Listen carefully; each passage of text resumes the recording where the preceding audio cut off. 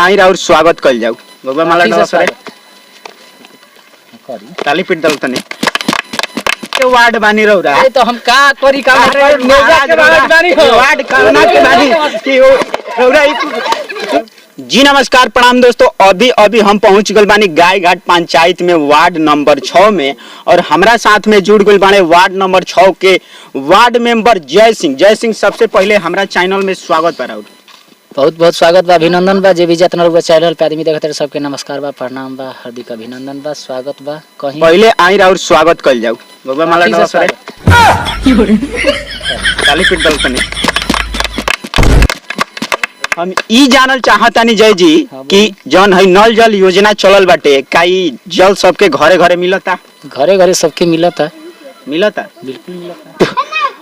कहाँ मिलता? केहू के पाइप लागल बा, टोटी लागल बा तो में जले नहीं खेआ। बात ऐसन बा कि कितना लोग लगवैले बाने अपना कि कितना लोग नहीं लगवैले। हां ठीक बा, तब एकर जिम्मेवारी सरकार थोड़ी ना हुई। रौरे क्या हम देखावतानी कि जौन है लागल बाटे टोटी के पाइप निकलल बाटे इमे पानी टोटिए नहीं खे लागल तो इमे पानी कहाँ से आई? बात ऐसन बा कि टोटी कुल लइका कबाड़ के फेंक देले बारे सो। आई देखी त चिमकी में बुझाता कि यही तरी भोभा लौकताटे। एकर शिकायत दर्ज कइनी हां लेकिन केहू सुनते नहीं खे।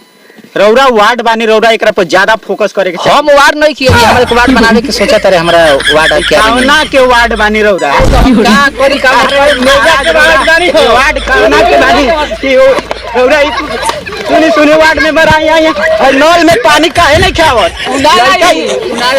स्वागत करियो सर। नल में पानी ना आई ये वार्ड बानी तो का करी हम? पानी काहे नहीं खावत नल में? सर सुनत नहीं खस लड़का स्वागत करत सरकार केहू नहीं के सुनत जना काहे ना सुनी सरकार? रौरा एप्लीकेशन डाली डालत है गाल गाड़ी में चल गई हमार तो वो पानी नहीं खावत ना आई अब से बनी फिर से आई तो ठीक बा।